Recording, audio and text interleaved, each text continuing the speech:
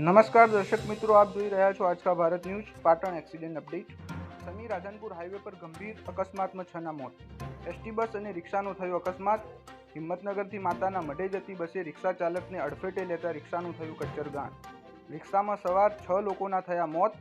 સમીના Vachhraj hotel નજીક સર્જાયો હતો અકસ્માત। ઘટના સ્થળે રાધનપુર ધારાસભ્ય લવિંગજી ઠાકોર તેમજ પાટણ એસપી પહોંચ્યા। તમામ ઘાયલોને નજીકની હોસ્પિટલમાં તેમજ વધુ સારવારની જરૂર પડે તો ઇમરજન્સી એમ્બ્યુલન્સ દ્વારા મોટી હોસ્પિટલમાં લઈ જવામાં આવશે। હું રિપોર્ટર ઇકબાલ શાહ, आज का भारत न्यूज પાટણ। ક્યાંના લોકો હતા, ક્યાં જઈ રહ્યા હતા, કોનો વાંક તમને દેખાઈ આવે છે, જે મરણ જનાર છે તેમને તમે શું અત્યારે સહાય આપશો? બસ આ તો ખૂબ જ કરુણ ઘટના કહી શકાય।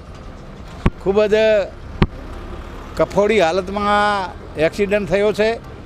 એ રાધનપુર ડેપોની એક્સપ્રેસ બસ હતી, હિંમતનગર જતી હતી અને વાદી વસાહતના લોકો, એક જ કોમના લોકો એ રિક્ષામાં જતા હતા। એમાં ભયંકર ટક્કર મારી અને રિક્ષાનો બિલકુલ ખુરદો બોલી ગયો અને રિક્ષા એ બસના નીચે આવી ગઈ છે।